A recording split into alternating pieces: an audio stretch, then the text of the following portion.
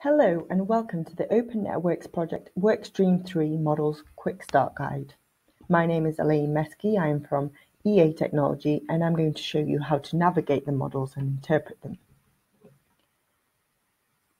Before we begin, a brief note on the background. The contents of these models were generated during a number of industry workshops and in consultation with a range of stakeholders. This recording is made in July 2018 and the models will evolve over time. Nevertheless, the format, navigation and building blocks will be mostly very similar. And there are two main navigation options from the landing page. The first is via actor. The actors appear as blue icons on this diagram. And the second is via function, which are the 8 ovals in this blue box. To explain a little bit more about the landing page, at the top in the center, we have the name of the world, the model. Below that, we have the business layer diagram, a link to that, which takes us to an image which shows all the actors and each of their goals. So if we click on the goal, we can see a breakdown of what that consists of. We can use the back browser button to go back to the previous diagram. At the center here, we have the description of that world. In the middle, we have the business use case, which then invokes each of the 8 functions. We can click on these functions to get to the functions, or we can do that via the landing page. Also on the landing page, we have a useful tips document at the top right-hand corner. This explains how the Workstream 3 terminology translates to the terminology used in this enterprise architect model. And there are some other tips as well. At the bottom right-hand corner of this webpage, we also have other useful resources, such as a link to the Open Networks page, a link to the SGAM Smart Grid Architecture Model toolbox information, so the website where you can download the toolbox, the plugin for Enterprise Architect, and find out about other projects. And also a document showing the smart grid architecture and some more information, for example, about the SGAM swim lanes, which consist of domains and zones. If we keep scrolling, we can get the definition of the domains, which they cover the electrical energy conversion chain, and we can find out more about each of these. And the zones cover the hierarchical levels of power system management, as can be seen here. We now use the back browser to get back to the landing page, and we can now start by navigating the actual model. So this diagram that takes up the majority of the top of this page shows the links between various actors and the type of that link. So whether it's an information link or a contractual link. And we can also see which domains the actors sit in. So let's take, for example, that we're interested in the aggregator. We click on the aggregator and we're taken to this diagram, which shows that actor in the center, the description in the bottom right-hand corner, and then all around the actor, we see all the primary use cases involved in the world.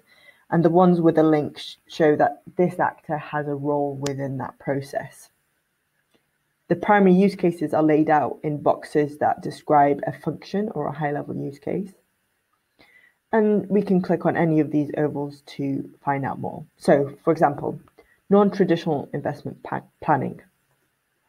We can see that this primary use case is now at the center of this page.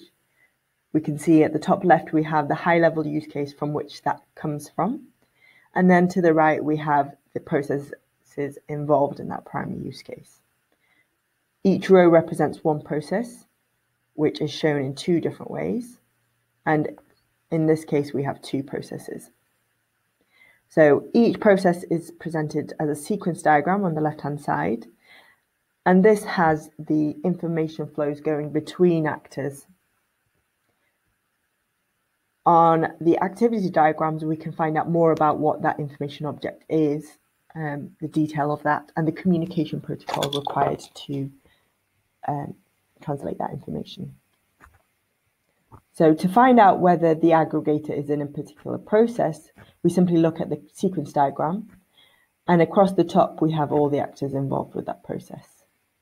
So we can see aggregator appears here, and to find out which steps and what activities that aggregator is involved with, we just go down this lifeline, which is the name of this representation of this actor, where that meets someone else. So we can see that between the FC, which is the flexibility coordinator, and aggregator, there is a service specification published.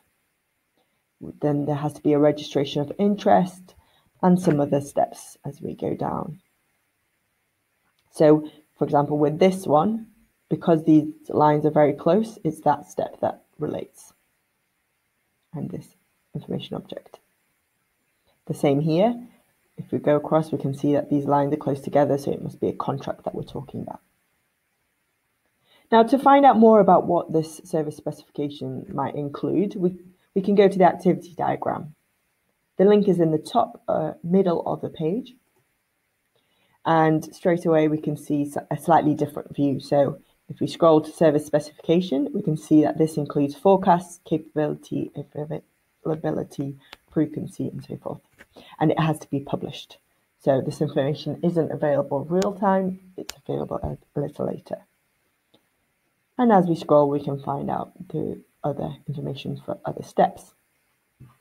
We can from here go back to the sequence diagram and just keep flicking between the two. Or from either diagram, we can also go back to the primary use case, which is this diagram. Now from here, we can either go to a different actor, find out their definitions, see what they're involved with.